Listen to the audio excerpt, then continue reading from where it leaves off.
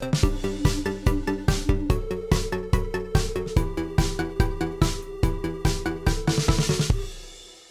it is always fun to come around to talk African football on Niger Super Fans Forum. Welcome, all of you, wherever you are joining us from. My name remains Asha Afemi. Thank you so kindly to all our fans around the world for sticking with Niger Super Fans Forum from Ghana, US, Canada, UK, Australia, wherever you are joining us from, even right from Nigeria here. Of course, we do not take that lightly. We appreciate you so much. Okay, today, so much to talk about regarding African football, but of course, we have to start right here in Nigeria, where CAF inspectors they came to the country to visit to inspect six stadium that Nigeria has put together for the co-host of the 2025 Africa Cup of Nations. Remember, Nigeria put in the bid to co-host with Benin Republic, just those neighbors across the border right here. So quickly, we look at those stadiums. Of course, we have Moshood Abiola National Stadium in Abuja, the Federal Capital Territory. Then we have the Godswill Akpabio Stadium in Uyo, one of the finest stadiums in Africa. Last year, that particular facility hosted the CAF Confederation Cup final. Then we have Keshi Stadium in Asaba, Delta State. We have the Teslim Balogun Stadium right here in Lagos, which is under renovation at the moment. Then we have Samuel Ogbemudia Stadium in Benin City, Edo State. Then we have Ahmadu Bello Stadium in Kaduna, very familiar with that facility. So the CAF inspectors, they came to the country and they've seen some of these facilities. And of course, we heard that Benin Republic, they have two facility also, two stadiums, one in Cotonou and one in Port Novo. So 8 together. And remember, all the countries bidding to host the tournament is we have Zambia, we have Morocco, we have Algeria. Those other 3 countries, they are standing alone. They are not co-hosting with any other country. But some of the questions that some Nigerians have been asking is, why is the country co-hosting with a small country, Benin Republic, that is not even the size of the population of Lagos State? Well, that is a question to be asked on another day. Okay, so we'll still continue with Nigeria football. Over the weekend, there was something that came as something of April Fool, where a former media officer of the Super Eagles, Colin Udo, he came out to say that coach of the Super Falcons, Thomas Denebi, has threatened to resign his job and, of course, even recommend to the Nigeria Football Federation who his successor will be. But eventually, he came to say it in football. About 2 days ago, the former BBC sport writer, Osazo Bayuana, on Twitter said the NFF has not paid current coach Thomas Denebi 1 year's salary. Yeah, you heard that, 1 year's salary. And he went on to say that if the Super Falcons get bashed at the 2023 FIFA World Cup to be hosted by Australia and New Zealand, that Nigerians should not complain. That is really, really abysmal, unacceptable, and even disgraceful that the Nigeria Football Federation will be owing an employee 1 year's salary, and we have so much going on for the Super Falcons at the moment. Remember, they finished fourth at the last Africa Women Cup of Nations hosted in Morocco, and of course the friendlies, they've been losing back to back. So not really good news regarding the Super Falcons of Nigeria. The tournament is just a few months away, and all of this is actually coming into form. Okay, let's still talking about Nigerian football. Of course, the Nigerian Professional Football League is going strong. Of course, it's an average league season, and of course, the toast of the season is a Bendel Insurance. They are yet to lose after 12 matches. They are on unbeaten run. Quickly, let's take a trip to Ghana, where of course a former Black Star midfielder, I'm talking about the Boateng, has asked the Ghana Football Federation not to waste too much time on players who were born abroad or who were raised abroad, trying to convince them to switch nationality to Ghana. He said because it takes them a longer time to get adapted to African football. And of course, he mentioned Inaki Williams particularly. Remember, James and I, we've talked a lot about Inaki Williams on this show. 7 games now, no goals for the Black Stars. He has not even struck the bar. At least that will have been a sign that he's come through with the Black Stars. But if you ask me my opinion, I think that's to do about quality, not just about trying to adapt to, well, That is my opinion anyway.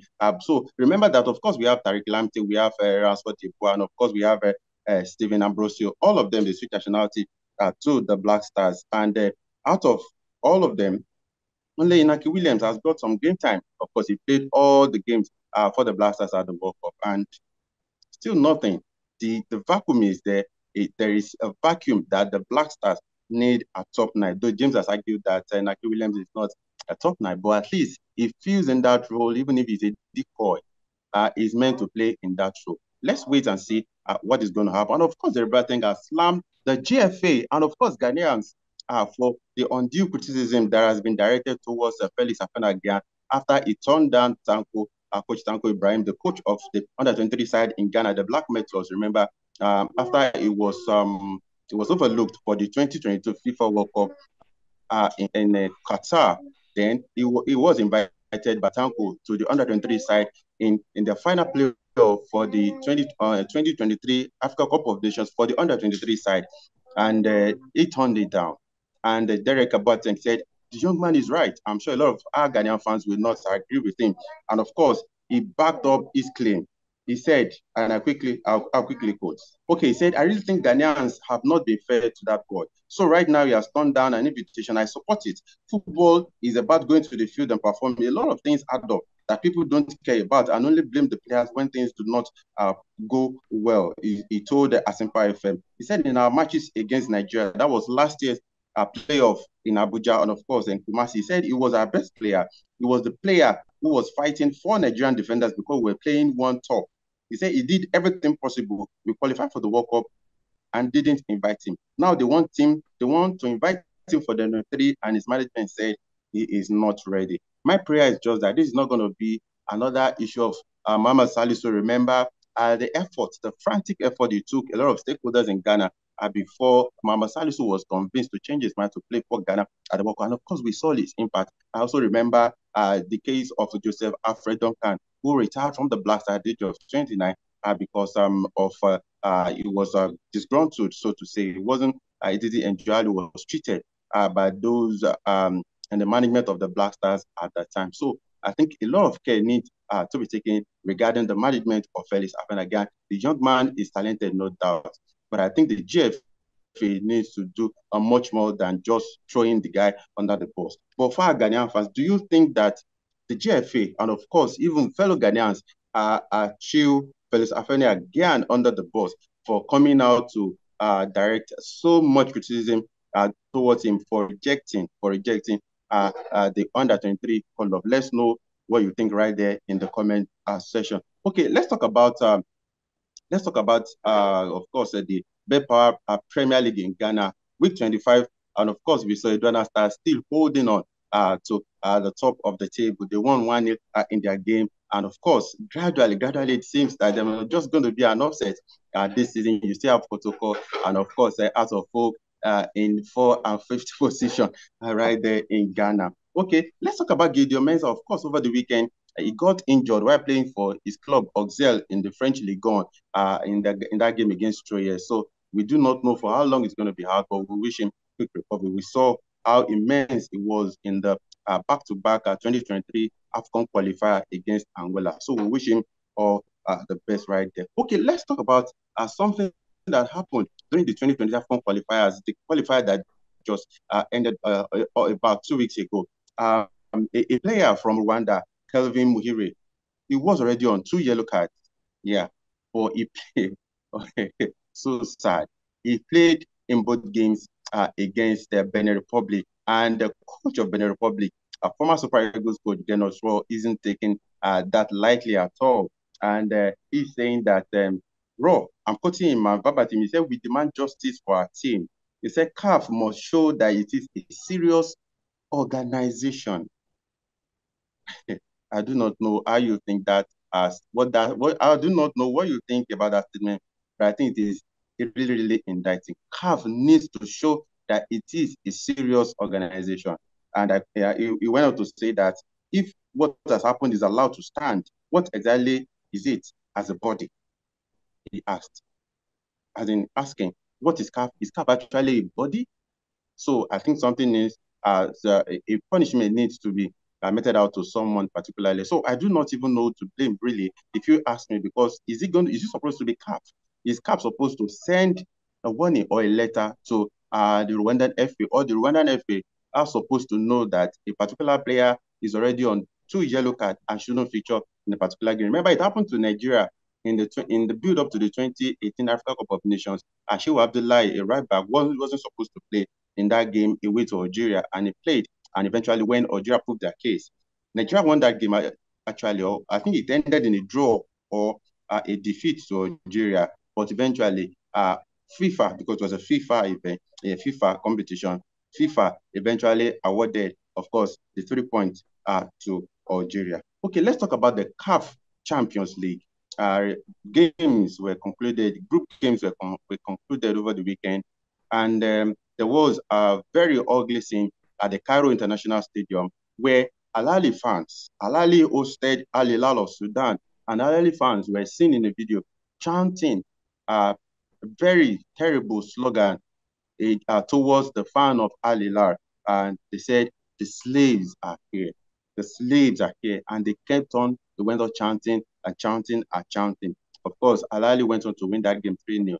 But I feel that the Confederation of African Football has overindulged Al Ahly, or North African teams. They are fond of doing this. It is the same North Africans who will point laser beams at opponents, opposition players during matches. And I do not know, we do not even hear about stadium ban or a hefty fine in order to serve as deterrent. But you see this happening over and over and over again. We saw it Egypt and Senegal in the qualifier for the 2022 FIFA World Cup. We saw it during the penalty shootout.